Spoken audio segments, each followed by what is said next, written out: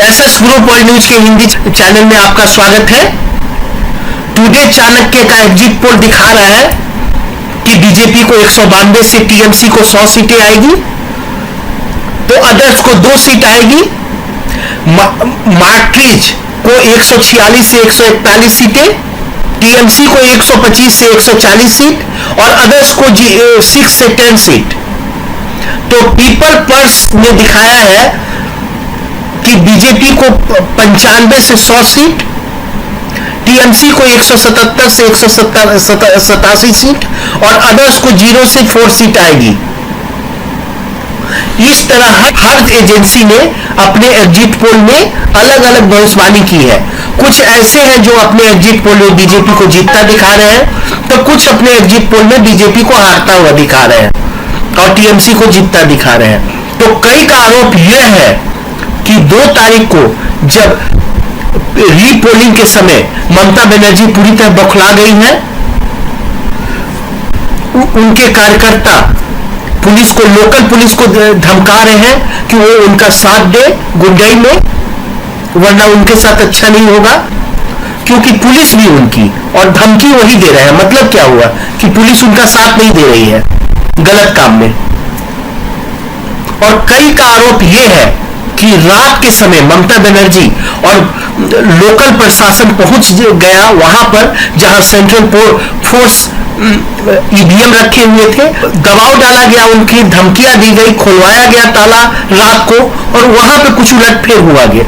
ये नया तरह का गेम है। जानबूझकर एम्पायर को बदनाम किया जाता है कि एम्पायर पक्षपाती कर रहा है। लेकिन मैं पूछना चाहता हूं, आप दिल पे हाथ रखकर बताइए, श्री राहुल गांधी जी ने ज्ञानेश कुमार पर जितने भी आरोप लगाए, क्या उस आरोप से, अगर वो सच्चे आरोप थे, उस आरोप से यह साबित होता है कि इलेक्शन कमीशन बीजेपी से मिला हुआ है? मुंबई में हमला हुआ तो इसका मतलब यह नहीं ना हुआ कि मनमोहन सिंह सरकार पाकिस्तान से मिली हुई थी।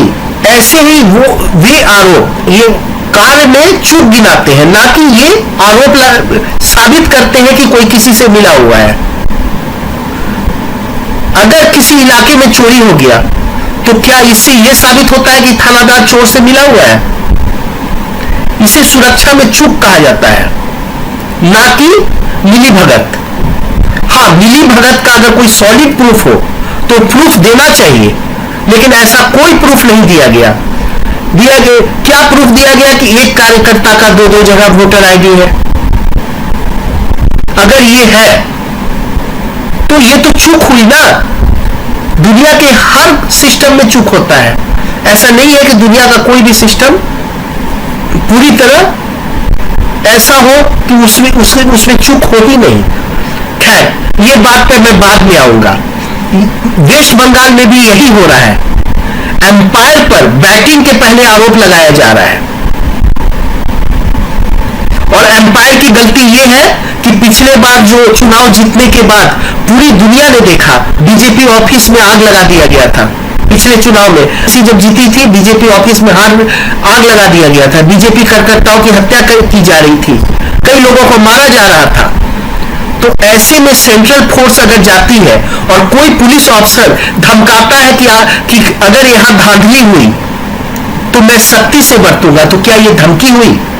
क्या पुलिस ऑफिसर अगर यह कहे कि इलाके में अगर रेप हुआ या फिर खून हुआ तो मैं सख्ती से निपटूंगा, तो क्या ये इसे धमकी करते हैं? ऐसी बातों को तोड़ मरोड़ के पेश किया जा रहा है। खैर, जीत तो जीत होती है।